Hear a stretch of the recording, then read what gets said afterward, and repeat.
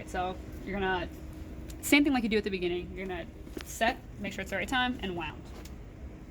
Attitude jumper. Alright, so here, you're gonna make sure it's caged, and you're gonna make sure this is on the horizon. These don't move, but in the aircraft you would like pull it out and move it, kind of just like IFS, where you move it up and down, put it on the horizon, you push this back in, and then you'd say caged.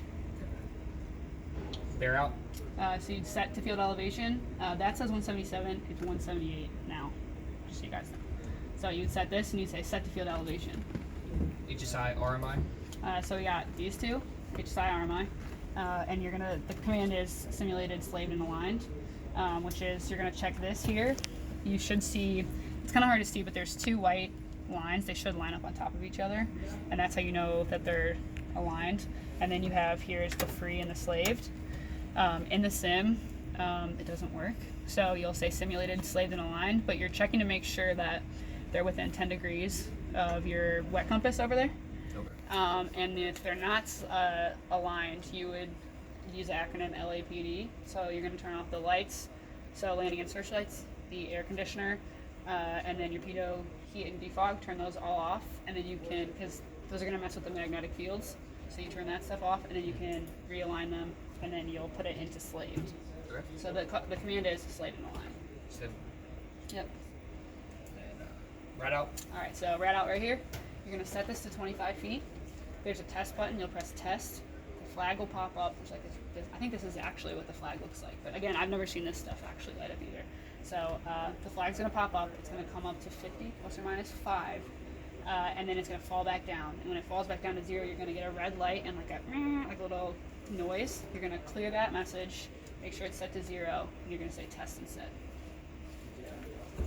VHF. All right, so the big thing to remember for VHFs, you're going to start at the bottom, go up to here, and then you're going to come back to the bottom. So first two on both of these, they're the same exact panels. One is for the pilot, one is for the co-pilot. So 1 and 2 are going to be up, 3, 4, and 5 are going to be down on both of them. That one is really broken. All right, this is going to go to 2. 1 is UHF, 2 is V. So you're going to put it to 2. So 2 down, or 2 up, 3 down, and knob to 2. You're going to come up here. This button right here is the squelch. You're going to pull it out, and you're going to adjust the volume. And then once you get the volume where you want it, push it back in. You're going to you would use these. Again, we haven't seen them work. You'd use them to adjust the frequency you put in there. You're going to put in 121.95. Press the use button. It's going to put it into your active. And then you're going to put in 124.85, and that's going to be in your standby.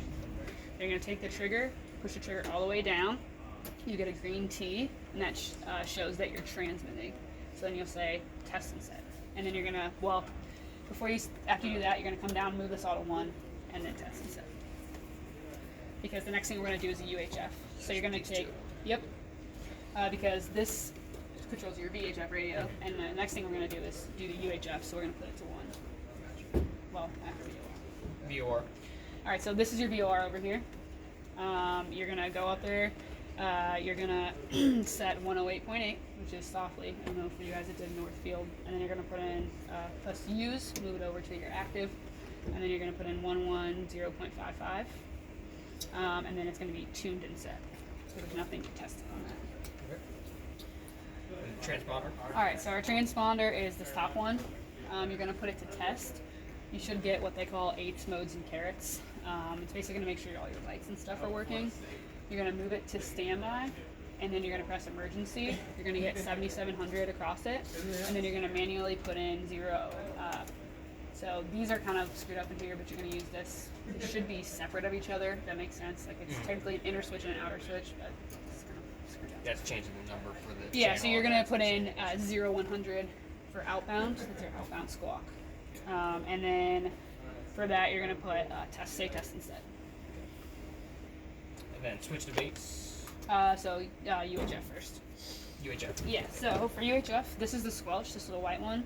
You're gonna push it down to turn the squelch off, adjust the volume, same thing you did for the VHF. Adjust the volume, put the squelch back on. This knob here is gonna go to guard.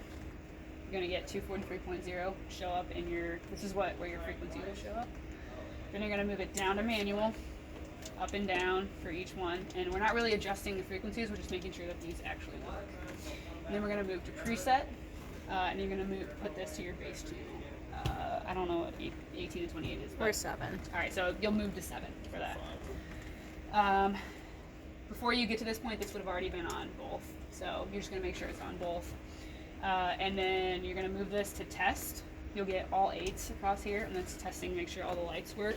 And then you're going to adjust the brightness. Probably be pretty like high during the day, you know, so you can see it. And then you hit read, and then your actual frequency of your base channel will show up here. So for HC8, it's 303.6. And then you'll say test and set. And then we'll switch base. Yep, and then you make the base call. So 18, I don't know, factory in. Yeah, so Skids, factory hand. yep, that is directly what you're gonna say, exactly what it says in there. And then you'll just be like, sir, can you switch up ATIS for me? And then we'll be like, yeah, you're up channel 1, we'll give you ATIS. And then you'll say, all right, sir, now we need to switch to ground. And then it'll be like, okay, you're up channel 3, and then you'll start the takeoff. Okay. Yeah, it seems like a lot.